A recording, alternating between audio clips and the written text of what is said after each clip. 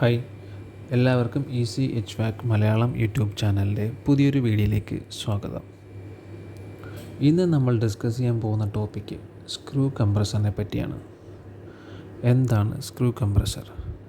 നിങ്ങൾക്കറിയാലോ, screw action മൂലം എയറിനെ compress ചെയ്യുന്ന ഒരു തരം റോട്ടറി കംപ്രസറാണ് സ്ക്രൂ കംപ്രസർ. ഇത് നോർമലായിട്ട് ലോ പ്രഷർ ആപ്ലിക്കേഷനിലൊക്കെയാണ് യൂസ് ചെയ്യുന്നത്. അതായത് 8 ബാറിനും താഴെയുള്ള ആപ്ലിക്കേഷനിലാണ് സ്ക്രൂ കംപ്രസർ യൂസ് ചെയ്യുന്നത്.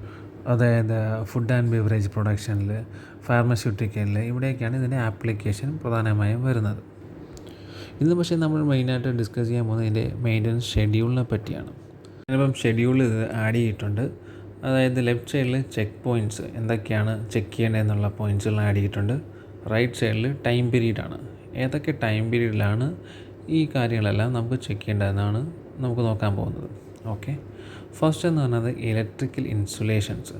ഇലക്ട്രിക്കൽ ഇൻസുലേഷൻ എവരി 10,000 ഹവേഴ്സിൽ നമുക്ക് ചെക്ക് ചെയ്യണം. അപ്പോൾ ഫസ്റ്റ് നമ്മൾ 10,000 ഹവേഴ്സ് ചെക്ക് ചെയ്താൽ അടുത്ത 20,000 ഹവേഴ്സിൽ, ദെൻ 30,000, അതായത് എവരി 10,000 ഹവേഴ്സിൽ നമ്മൾ ഇലക്ട്രിക്കൽ ഇൻസുലേഷനെല്ലാം ചെക്ക് ചെയ്യണം.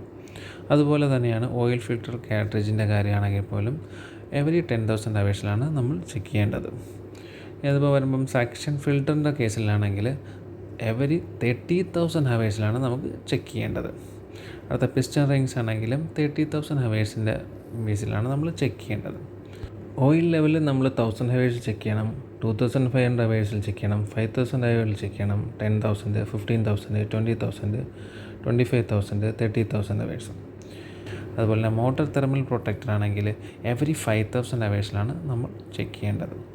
Bearings every 10,000 ഹവേഴ്സാണ്. അതേപോലെ തന്നെ 30,000 ഹവേഴ്സ് കംപ്ലീറ്റ് ചെയ്യുമ്പോഴത്തേക്കും ബിയറിങ് മസ്റ്റായിട്ട് ചേഞ്ച് ആക്കിയേ പറ്റുള്ളൂ. അപ്പോൾ നിങ്ങൾക്ക് എൻ്റെ വീഡിയോ ഇഷ്ടമായെങ്കിൽ ദയവായി ലൈക്ക് ചെയ്യുക, കമൻറ്റ് ചെയ്യുക, ചാനൽ സബ്സ്ക്രൈബ് ചെയ്യാൻ മറക്കരുത്. Thank you all.